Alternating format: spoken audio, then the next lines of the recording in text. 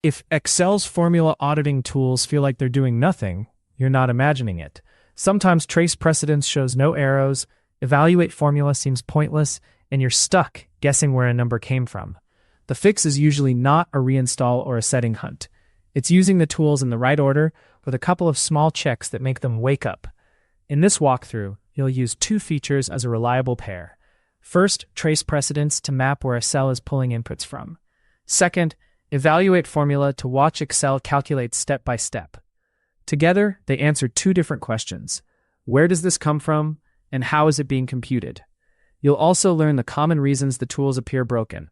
Things like hidden rows, merged cells, external links, or references that jump to other sheets. By the end, you'll have a repeatable debugging routine you can use on any workbook, even messy inherited ones. Next step. Start with the core mental model. Formula auditing isn't one tool. It's a set of tools that each reveal a different layer. Trace precedence is about relationships. It draws a map from the selected cell back to the cells it references. Evaluate formula is about execution. It shows the calculation sequence Excel uses to produce the final value. When people say auditing isn't working, they often expect one tool to do both jobs. For example, trace precedence won't explain why a lookup returned the wrong match. It will only show the cells the formula touches. An evaluate formula won't give you a clean visual map across sheets. It will just step through the expression. So the workflow matters. You first locate the inputs with trace precedents. Then you confirm the logic with evaluate formula. If you reverse that, you can waste time evaluating a formula while still missing the real upstream input that's wrong. Next step. Let's troubleshoot trace precedents first, because it's the one that most often looks broken. You click it, and either nothing happens, or you get a tiny arrow that doesn't help.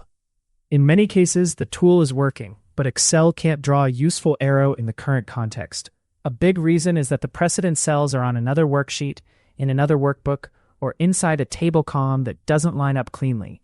Excel then uses a small worksheet icon on the arrow, or it may require an extra click to reveal the next layer.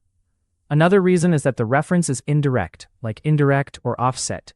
Excel can't reliably resolve those into a static arrow map. Also watch for layout blockers. Merge cells, frozen panes, and very zoomed out views can make arrows hard to notice. The key is to interpret no arrow as a clue about the type of reference, not as proof the feature is broken. Next step. Here's a practical way to use trace precedents so it stays useful. Select the results cell you don't trust. Run trace precedents once, then pause. If you see arrows, great. Those are your first level inputs. Now run it again. Excel can reveal second level precedents, which is often where the real issue lives. If you get an arrow with a worksheet icon, treat that as the input is elsewhere. Double-clicking that indicator typically opens a list you can jump through. That's not a bug. It's Excel telling you it can't draw a long arrow across sheets. After you've mapped the chain, clean up the view. Use remove arrows so you don't mix old arrows with new ones. This matters because arrows don't automatically refresh when you change which cell is selected. A tidy loop, trace, inspect, remove, keeps your reasoning straight. Next step. Now let's talk about evaluate formula and why it can feel unhelpful. People open it and see a wall of text, or they click evaluate and the highlighted part barely changes. That's usually because the formula contains nested functions, and Excel is only stepping into one small segment at a time. Evaluate formula is not a show me the answer button. It's a microscope. It isolates one part of the expression, replaces it with its computed value, then moves inward. For something like if, with multiple branches, you'll see Excel test the logical condition first. For something like XLOOKUP, you'll see it resolve the lookup value, then the lookup array, then the return. The trick is to watch for the first surprising value. The moment a sub-expression turns into something you didn't expect, you found the real fault line. That's where you stop evaluating and go inspect the precedent cells feeding that piece. Next step. Use evaluate formula with a specific goal. Identify which subresult is wrong. Don't try to understand everything in one run. Start by reading the formula out loud in chunks. What is it trying to compute? Then evaluate until one chunk resolves. Pay special attention to coercion, meaning type conversion. Excel silently turns text numbers into numbers in some contexts and refuses in others. If you see a comparison like 10 equals 10, that can behave differently depending on the function. Evaluate formula will expose whether Excel is treating something as text, a number, a date serial, or an error. Also watch for rounding and formatting illusions. A cell may display 1.00 but actually stores 0.99999. Evaluate formula shows the underlying value, not the display format. If your downstream logic uses exact comparisons, that tiny difference matters. When you find a mismatch, trace back to the cell that introduced it and fix the data type or rounding at the source. Next step. A common auditing not working scenario is when formulas reference other sheets, tables, or named ranges. Trace precedents might only show a table column header, or it might jump to a name that doesn't obviously point to a cell.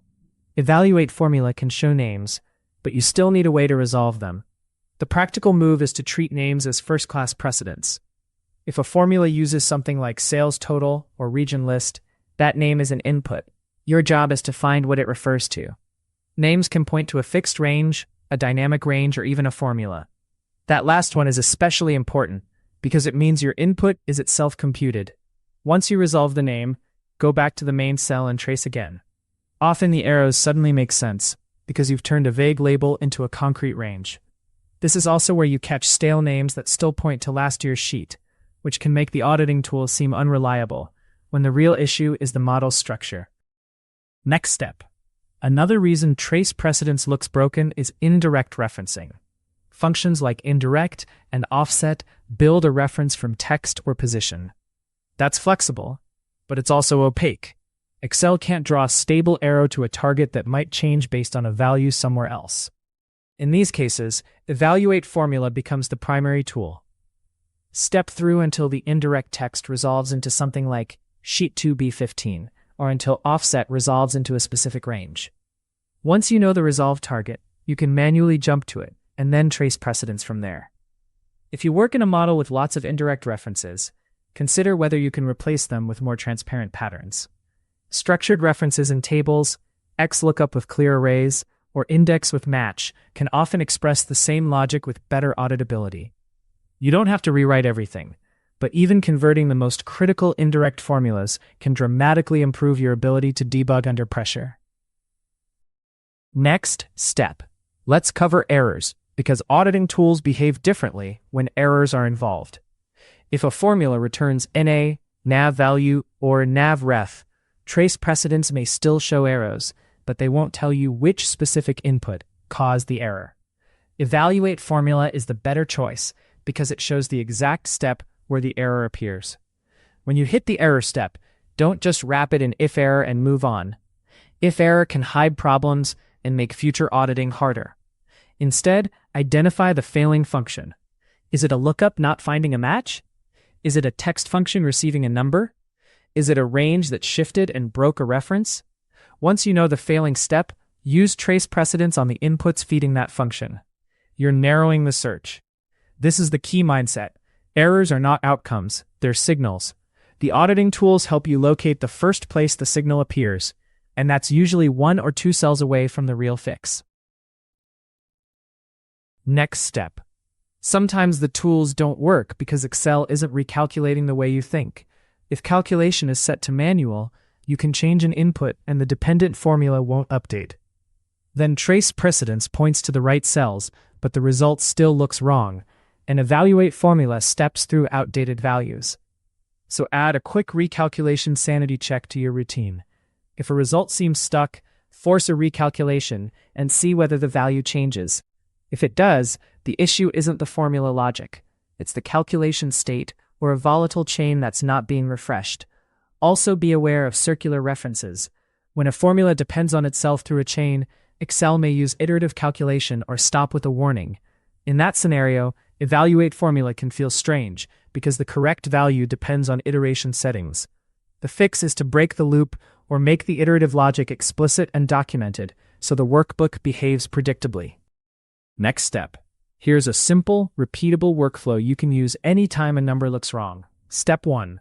Select the questionable result and trace precedents twice. You're building a quick map of direct and indirect inputs. Step 2. Pick the most suspicious input and validate it. Is it the right period, the right unit, the right sign, the right data type? Step 3. Return to the result cell and run Evaluate Formula. Evaluate until you hit the first unexpected intermediate value. That tells you whether the issue is an input problem or a logic problem.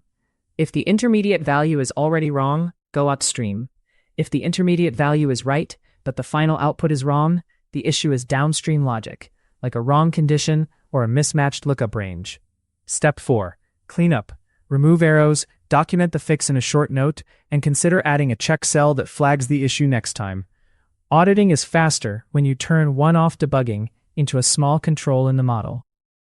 Next step. Let's make this concrete with a common example, a total that's off by a few percent.